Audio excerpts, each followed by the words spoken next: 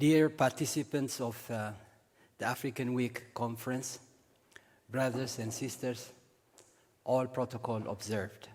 Good morning. On this momentous occasion of the Africa Week conference, I extend warm greetings and heartfelt solidarity to all Africans and people of African descent across the continent and the diaspora, and to all participants on behalf of members of United Religions Initiative from diverse religion, spiritual expression, indigenous tradition and cultures in Africa and the rest of the world. URI is an international grassroots organization, interfaith organization, which is promoting enduring daily interfaith cooperation to end religiously motivated violence and to promote culture of peace, justice, and healing for the earth and all living beings. I want to take this opportunity to thank the organizers of the 2025 Africa Week conference. The conference is timely and important as it is a strategic gathering which brings together leaders of higher education institutions from across Africa and beyond, alongside key stakeholders from government, business, civil society, faith-based organization, and the media. The summit provides high-level platform for meaningful dialogue and collaboration aimed at strengthening African research, enhancing its global visibility, and amplifying its influence, particularly through the role of higher education institutions. This Pan-African platform for collaborative research designed to make practical recommendations, which will also help to move forward the African Renaissance Initiative concept, which envisioned the African people to overcome the current challenges confronting the continent and achieve cultural, scientific, and economic renewal. The Africa Week serves also as a reminder of the continent's shared history and collective efforts in achieving the Africa we want, as enshrined in the Africa Agenda 2063. Agenda 2063 is Africa blueprint and master plan for transforming Africa into global powerhouse of the future. It is the continent's strategic framework that aims to deliver on its goal for inclusive and sustainable development, and is also a concrete manifestation of the Pan-African drive for unity, self-determination, freedom, progress, and collective prosperity pursued under the Pan-Africanism and the African Renaissance. Agenda 2063 is both a vision and a plan of action. It's a call for action to all segments of African societies, including faith-based communities and spiritual leaders, to work together to build prosperous and united Africa based on shared values and a common destiny. The Africa Week is a good opportunity to celebrate Pan-Africanism, our shared heritage, the strength in our unity, and fostering a spirit of hope and collaboration among Africans at home and abroad to build an integrated, prosperous, and peaceful Africa. The Africa Week encourages Africans to embrace their diverse cultures, language, religion, and traditions, thus promoting a sense of belonging and community. The week provides an opportunity to educate both Africans and the global community about the continent's achievements, challenges, and potential, emphasizing the need for political stability, economic development, good governance. It encourages dialogue among African nations to find solutions to common challenges and to work toward sustainable development and sustainable peace, and to restore human dignity. The Africa Week also offers an opportunity to raise awareness on a global scale about Africa's contribution to the world and about the AU as a key player on the international scene, while showcasing the importance of international cooperation. The Africa Week promotes a positive image of the continent, countering stereotypes and misconceptions. I want to make a recommendation, therefore, for the Africa Week next year to be organized in partnership with the African Union Economic, Social and Cultural Council, known as AU ECOSOC. Established under the provision of Article 5 and 22 of the African Union Constitutive Act, AU ECOSOC is a vehicle for building a strong partnership between governments and all segments of African civil society. The statute of ECOSOC, adopted by the head of state and government at the third ordinary session of the Assembly in July 2004, defines it as an advisory organ of the African Union composed of different social and professional groups of the member states of the African Union. The Africa Week needs to include also more youth engagement to inspire young people to take an active role in shaping Africa's future, to encourage them to participate in discussion and initiatives that promote growth and development. We can speed up progress by doing more to provide opportunities and hope to young people. More than 3 out of 5 Africans are under 35 years of age. Making the most of this tremendous asset means more investment in education, training, decent work, and engaging young people in shaping their future. Dear sisters and brothers, it's my pleasure to inform you that G20 Interface Forum, United Religions Initiative Africa, Interreligious Council of Ethiopia, in partnership with the African Union Economic and Social Council and the AU Citizen and Diaspora Directorate, have been working in organizing Interface Conference for the last few years in Addis Ababa, Ethiopia.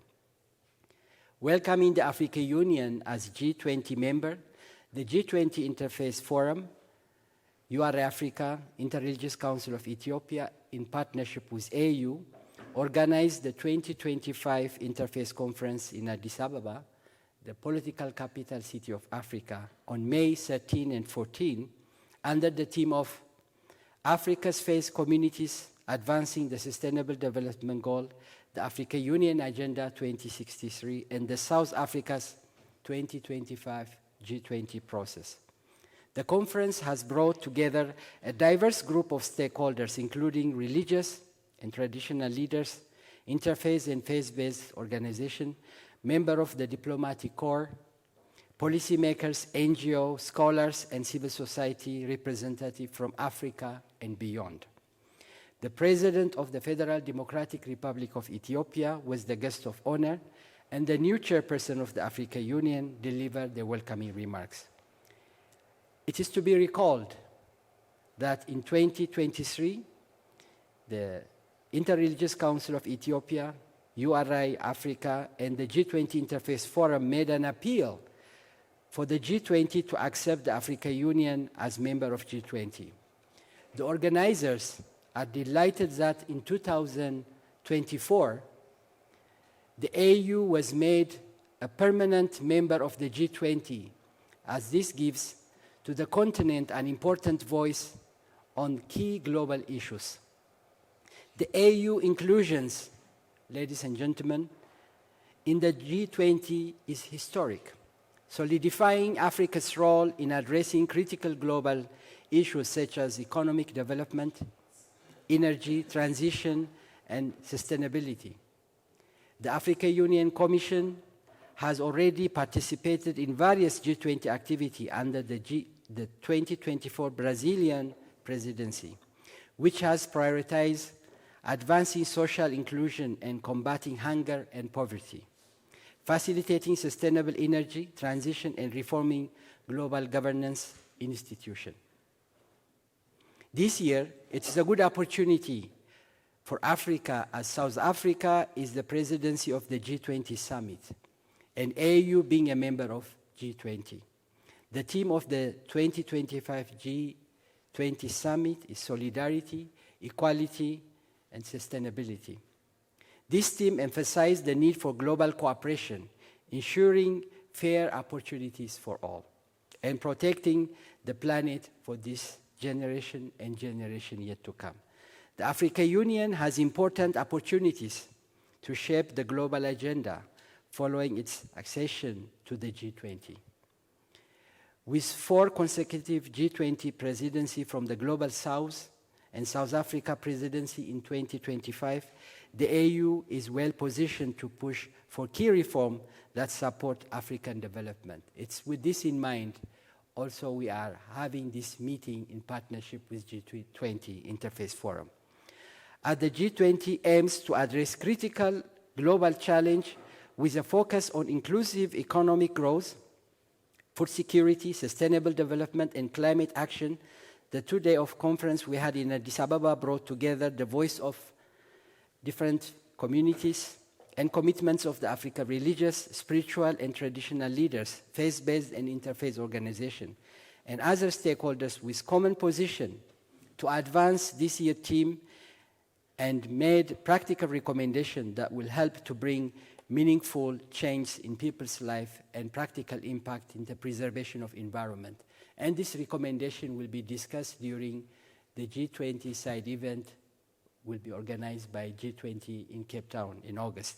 And the recommendation will be submitted to the G20. Dear brothers and sisters, as you know, religion has become an important topic on the agenda of our world. And policymakers are becoming more aware of the role of religions in conflict prevention, peace building, and reconciliation, and countering violent extremism and advancing development endeavor.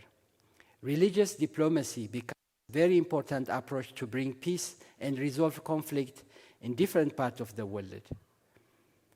By the way, religious diplomacy refers to the practice of leveraging religious belief in institutions and leaders to foster dialogue, promote peace, and resolve conflict among different communities or nations.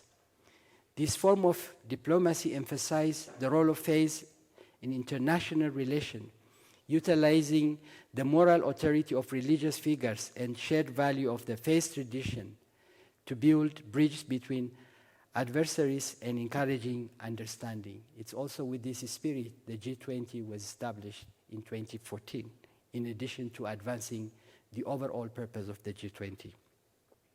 It's high time to put a spotlight on helping followers of different religion and spiritual expression to understand the need of interfaith cooperation to address the issue of environmental protection, climate change, security, peace, social justice, sustainable development, human dignity, countering violent extremism, radicalization, xenophobia, and developing right human relationship and economic growth for all without leaving no one behind.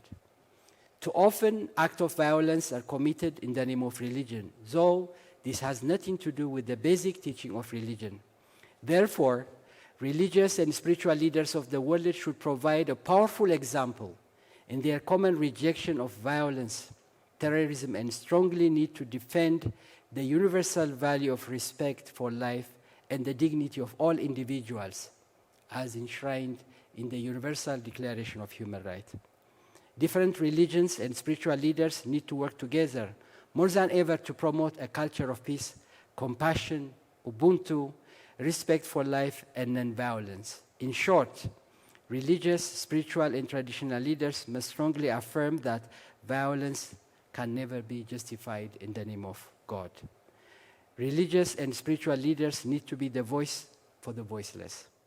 It is high time for the faith community to assert that all major religions of the world teach the golden rule, which says, treat others the way you want to be treated. The golden rule has been affirmed in many religions and traditions, indigenous cultures, and secular philosophies as a fundamental principle of life and the foundation upon which a global ethics is built. The teaching of the golden rule help us to resist force of division that spread misunderstanding, disrespect, and mistrust. The Golden Rule is the antidote to overcome hate speech, discrimination, injustice, xenophobia, and racism. The Golden Rule is a very simple and yet profound action that can lead us from war to peace, from killing each other to peaceful coexistence, from disrespect to honoring each other, from hate to love, from despair to hope, from being selfish to live for the sake of others, and from holding grudge to forgiveness. In this interconnected world, dear brothers and sisters, promoting the Golden Rule is the way to build harmony we need to address pressing challenge and secure a better future for this generation and generation yet to come. Each and every one of us need to practice and exert all our efforts to be a peaceful person, as peace is not something that can be handed out. We need to acknowledge that peace is only possible in our respective countries. When each and every one of us start to make peace within ourselves, family, and in our respective communities. Each need to commit ourselves as best as we can to become non-violent and make a personal pledge for peace and non-violence. Let us be an instrument of peace and a living example of the teaching of the Golden Rule and Ubuntu. Let us walk the talk by taking practical action. As Mahatma Gandhi said, we need to be the change we want to see in the world. Let us be catalyst of positive change we want to see in the world. Together, we must harness our rich diversity, cultural heritage, and innovative spirit to shape a continent that thrives on peace, opportunities, and dignity for all, based on the teaching of the Golden Rule. May peace prevail in our mind, in our heart, in our family, in our community, throughout Africa, and throughout the world. May peace prevail on earth. Thank you.